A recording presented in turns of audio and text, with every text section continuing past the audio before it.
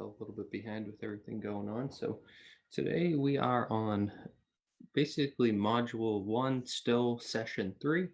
We talked about what is a business. We talked about if you have a business, and now we're just starting to really get a taste of what business is all about. Like ge- overall in general, we're getting a taste of what exactly makes a business and how do I succeed. So one of the first and most important things to learning success in business is learning to succeed with others, learning to succeed through other people and learning to delegate tasks. A lot of us try to do everything because we think we're the best at everything, but now it's time to learn and understand the importance of delegating tasks. So first question that we always have to ask ourselves is what is leverage and why does OPT matter? So leverage is the reason that wrenches have long handles. Leverage is the reason a screwdriver has a long handle. Leverage in the sense of a idea of what it does, it makes big movement happen by learning to use the correct tools. A seesaw is a good version of leverage where somebody's weight versus somebody else's can pick it up and a lot of different things. So learning what is leverage and why OPT, which stands for other people's time, matters is all about everything to do with business. A lot of people think they own businesses, they work by themselves. Hate to break it to you, if you can't not go there tomorrow and it can't run itself, it's truly just a job. There's nothing wrong with having a job. There's nothing wrong with having a job style business, but this is all about core business building skills. So, question: how long did it take to build the Empire State Building? So, a lot of you out there might say, okay, well, I'm sure it didn't take crazy long, but it must have been years or all these different things. And how did they build it so quick? And why did they do it? So, let's pop over to the next slide here. So, intended to be the world's first 100-story building, was constructed began in 1930 and it was done in a year and 45 days. So how do they make such a giant building with so much in it and so much to do? How do they make it happen? Because if we've ever seen a house built, if we've ever seen anything built, it usually takes better part of half a year, maybe a year. And that's something that, again, is just a house or just a small mall or any of these other places. It's not that big of a building. We're talking huge Empire State Building, right? So this thing was built in a year and 45 days. Exactly how did they do it? They use leverage. So leveraging other people's time. 3,000 workers worked about 4.5 floors per week. So if you think about it that way, one of the first slides in the whole entire series, we talked about different terms in business. We talked about OPT and OPM, which is other people's time, other people's money. We talked about leverage. We talked about all these great factors, but it's so apparent when you see it used in a situation like this of this is how that got done. A lot of times we take ourselves and we kind of unfocus instead of focusing in. We start to think of a bigger picture and we start to think, okay, well, I'm going to take on the whole world at once. But hyper focus, such as it sounds like a not that focused 4.5 floors per week, but you say 3,000 people divided into those, that means somewhere along the lines of, something about 800 or so people were working on each floor, which then you say, okay, they had 200 plumbers, they had 200 electricians. So this is why, as a business, not that you need 3,000 workers working on the floor, but at first, when I go into my work and I'm working by myself, the only way to add more time is just to stay, to push further, to push on, to fight the good fight, to continue forward as a business person. Whereas as I add an employee, now I get to choose, do I salary them or do I payroll them or do I commission them? And then when I payroll them, okay, now I got an additional whatever amount of hours I bought. Or for my case, I'm real estate brokerage. I add a commissioned employee. I actually don't have to pay them. So my main job is recruitment to continue to grow my cycle because I pay them when they find success. So depending on the way you set up your system, people can start working within it. But the big thing to remember is in order for leveraging other people to work, there's a lot of they have to feel like they're getting something out of it. And these 3,000 workers, what did they get that built the Empire State Building? Well, then they got a job for that amount of time. They got payrolled and probably bought nice houses, cars, watches, all the things that people would like because they were willing to work on somebody else's project. So just remember, leveraging other people's time is huge, but you need to make sure that those people that work for you are being appreciated for their time. So next up, finding success in delegating. So here's some words and basically just general statements that can help. So being well documented, organized, systematized, automated, managed, and rewarding. So well documented. Let's talk about that first. When you have jobs that need to be done, it's really important that they're well documented. It's important that everybody understand what you're supposed to do, how you're supposed to do it, and what the end goal is. A lot of times in business, we just hire people in and we put them as a cog of a wheel. We put them into the whole system. We don't exactly tell them what everyone else is doing. We don't exactly tell them why they're doing what they're doing. We don't exactly tell them a lot of different things that could be very helpful to them successfully doing their job. So, again, we always want to think to ourselves, how can I make things more organized and more well documented for the next person. So this means as we do jobs, whether it be emptying the trash to whatever, we want to start documenting those jobs early. So that way there, when we put on the employee, we can just shift the tasks and responsibilities over to that employee. And we don't have to wonder whether they know what they're doing because we've already documented the job at the highest level. Organized. Organized is a huge thing. So we all love organization. We walk into a cleanly, sorry about that. We walk into a freshly cleaned room and everything's organized. We love it. When we look in our closet, if our clothes were by color, by size, hung by what they are, we love that. So when we work, it's actually a lot easier when we get many people working together to have them work organized. So it can become disorganized very quickly because you got to remember you're the boss or you have managers that are the boss, but you need to make sure that the organization stays. A lot of times you hear people say company, they use the word interchangeably with organization because it is an organization, right? And having it organized is the key to keeping your organization growing. As you continue to organize your company, you continue to grow. So, organization of a company can mean everything from hierarchies and understanding who is who, all the way down to where documents are stored and how to find those documents. So that's where it's important to take on systemization.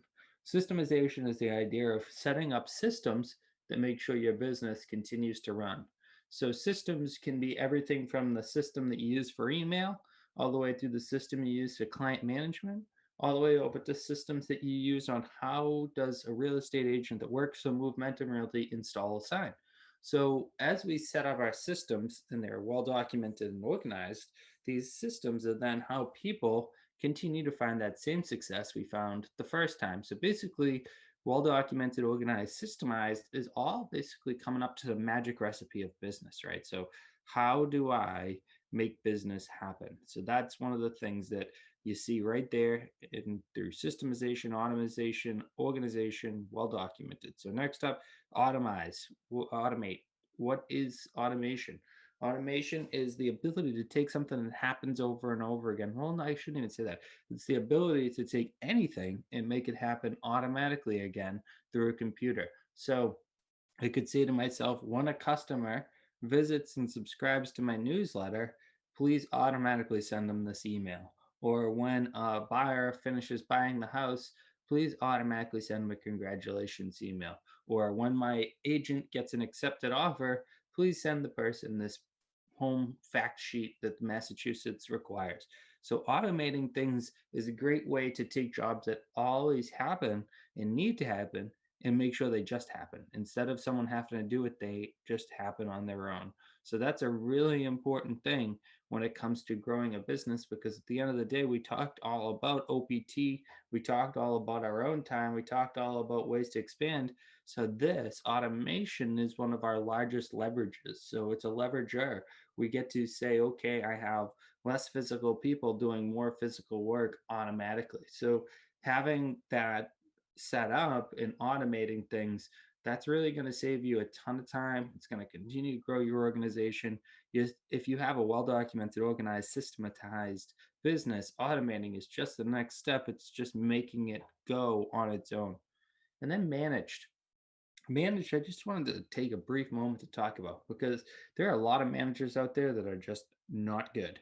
And as a business owner, sometimes when you have managers that aren't good, you have to make a swift and decisive decision to move towards somebody else. Because remember, people look up to their managers, people look to their managers, people are run by their managers. There is so much that go on with managers that if they're not doing a good job, you risk losing people. Companies can dissolve by having the wrong managers in place because when the employees lose faith in the staff, whether it be that you are, the head janitor of all the janitors of the school, or you are the head of all people that are referees for a basketball game, the person in charge, the manager, is who sets scheduling, who sets who does what, who makes sure the automation is running, who checks in on the systems, who organized everything, who was the documenter.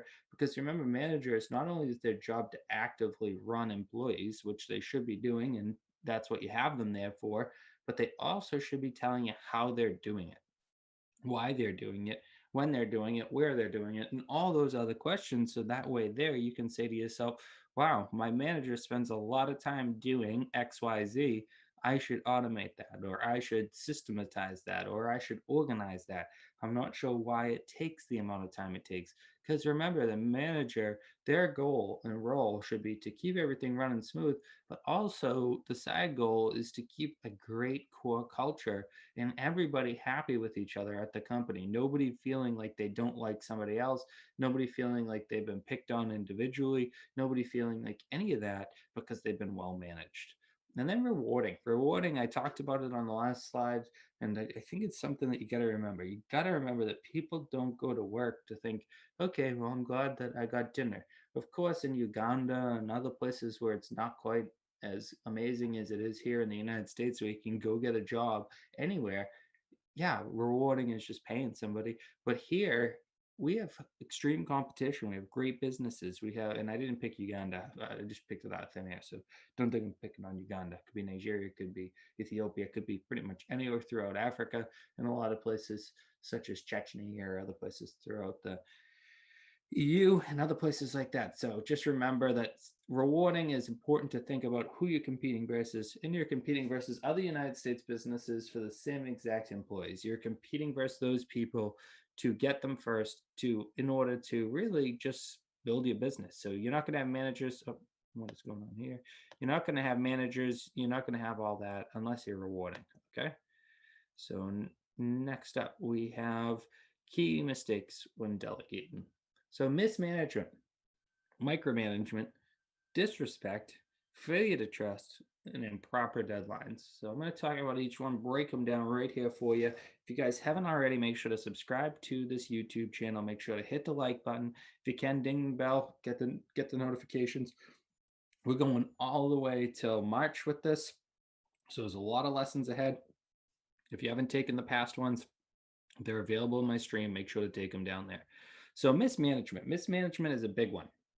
I just spoke a little bit about it, proper management, but mismanagement. Mismanagement could be a boss that likes to mess with people. It could be a person who doesn't understand managing people. It could be mismanagement because the company structure is no good. It could be mismanagement for any reason. But the key is to remember managers hire people, managers fire people, managers create culture, managers do all this. So employees, they join culture, they join people, they get hired, they get fired. So mismanagement, it's like you got to hit the nail on the head, right? The top of the problem would be the manager, not the employee. So always make sure when you're thinking, huh, it's interesting. This is the third or this is the fourth person that I've lost in the past.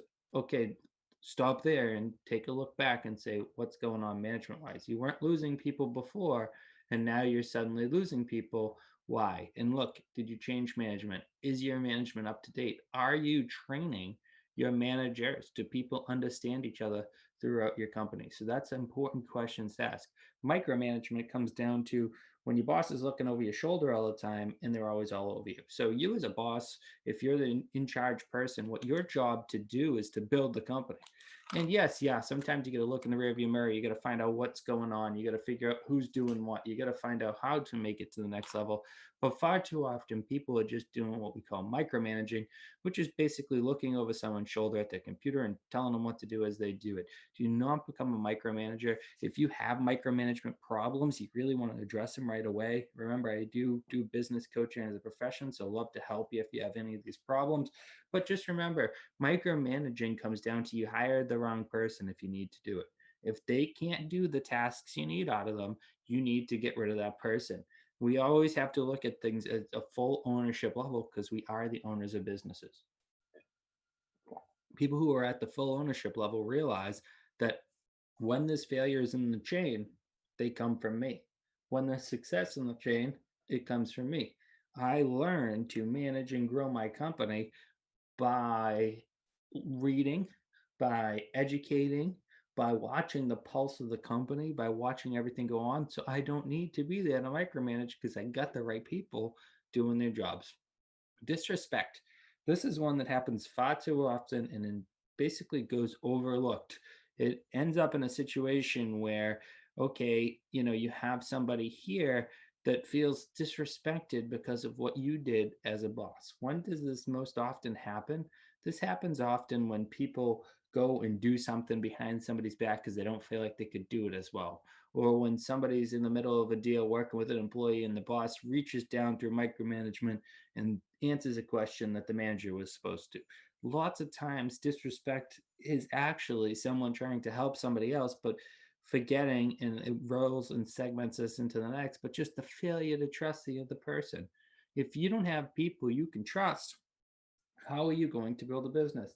Remember and think about it like this. Basically, your management is your skeleton. Your management is your foundation. Your management is whatever it is that makes you be able to stand up, right? It's what makes everything go on. It's how the business runs. But so aren't your employees. So by failing to trust them and disrespecting people, by failure to give people the jobs that they're there to do, or by always showing up at the last minute and doing crucial points and then taking all the basically all the excitement or all the reward from the job by saying, "Hey, I finished that one up."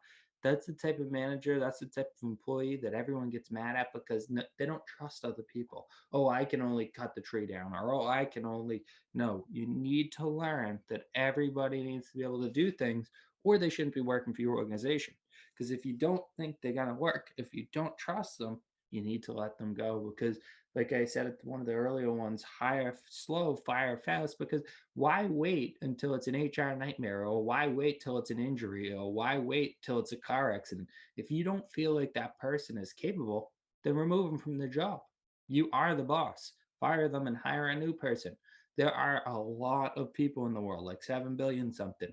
There are plenty work looking for work, and there are plenty that will work hard for you. There are also plenty at jobs that may not be satisfied with their job, and if you do it right, you can hire them in. And then improper deadlines. So understanding how long a job takes and giving people proper guidelines and guidance to how long you expect it to take, that's going to help you out big time. But remember, in improper deadlines, it's both directions. Are they too quick or are they too slow?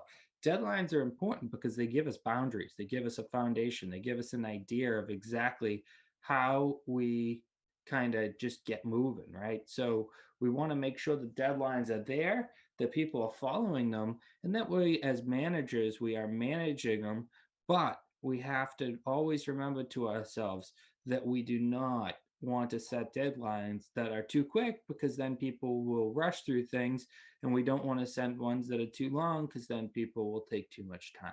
So improper deadlines can lead to a situation where we think that everything is good, but people are really mad because of the improper deadline. So those are key mistakes. Don't be making them. Try to keep them out of your leveraging people.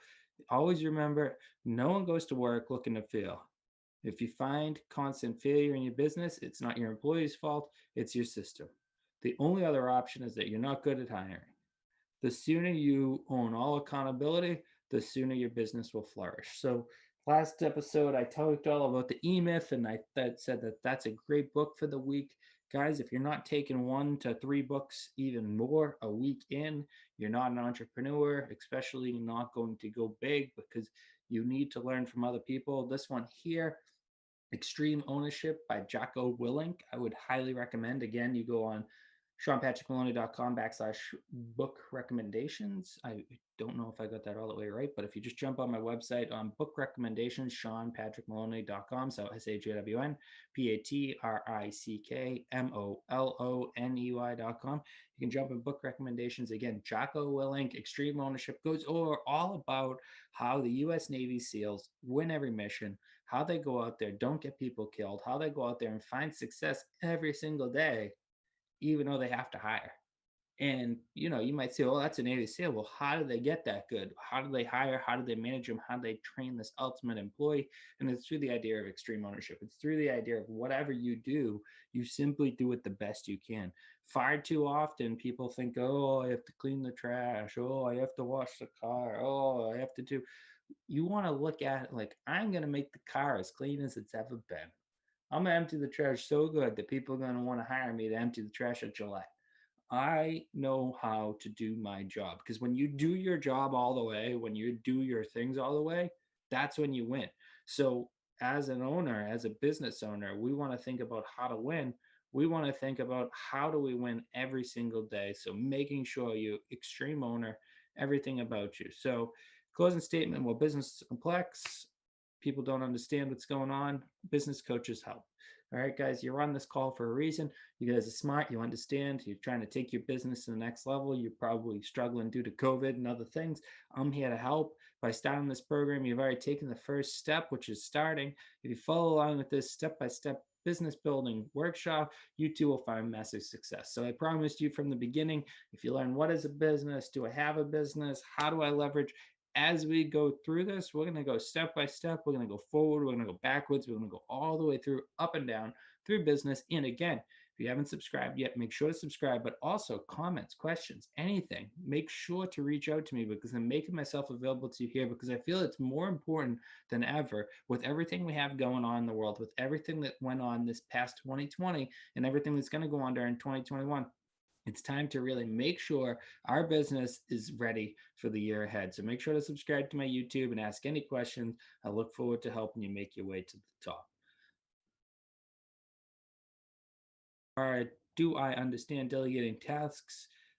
So that is December 17th. We have a little bit of a sabbatical, a lapse, a little time off, whatever you want to call it, or in order to let the holiday pass by. So I'm going away for a couple weeks, but I'll be back on January 7th, and we're going to go over, am I ready to hire? So what I want you to do, if you haven't yet, go back, take the other 2 classes, make sure you're up to date. And I want you to write down some things about what you're doing in your business and how you're going to do it. And if you haven't yet, E-Myth is one, and the other one is Extreme Ownership. Get these books read, folks. Do not let me sit here and tell you all this stuff. Do not attend my seminars. Do not attend and just think, "Oh, well, I'll do it some." No, do it now. We want to do it now. That's the point of this. It's the point of being here. Take this half hour, 20 minutes, whatever it is each time, and put it to action. Because remember, success is not easy. If you haven't yet, check out some of my podcasts, guys. Remember, I do real estate as a business as a majority. I do consulting through Thoth Company as well. But Real Facts on Real Estate is my professional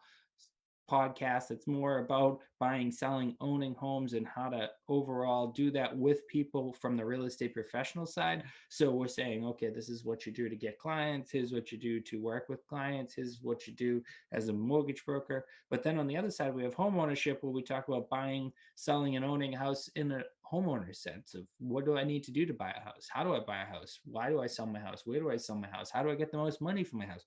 Go over a lot of cool subjects, lead paint, all different cool things like that. Check them both out. Subscribe if you can. And guys, if you want to learn more, make sure to follow me, Shawn Patrick Moloney. You got my Movementum Realty, which is my company, and also Thoth Company, another company that I have. Movementum is my mainstay. We have 10 employees, 10 agents, 3 employees, and growing. If you're looking to get a job, if you're not here for business at all, feel free to reach out to me. I'm hiring on all levels. And if you want to really learn how to grow, make sure to check out all my Shawn Patrick Moloney stuff, because I share a lot of free information, whether it be blogs, podcasts, webinars, all that stuff. I share a lot of great information. Thank you guys so much for joining me today. I really appreciate all you that are watching live, as well as all of you watching our recording. Again, gonna pound it one more time. Hit that subscribe button. Make sure to do it because next week we're off. The week after we're off. But when we come back, we're gonna come back with Fury, and we're gonna be getting right into deep level what exactly to do to make your business more successful, and at the end of the day, to put more money in your pocket where it belongs. Thanks again, and have a great week.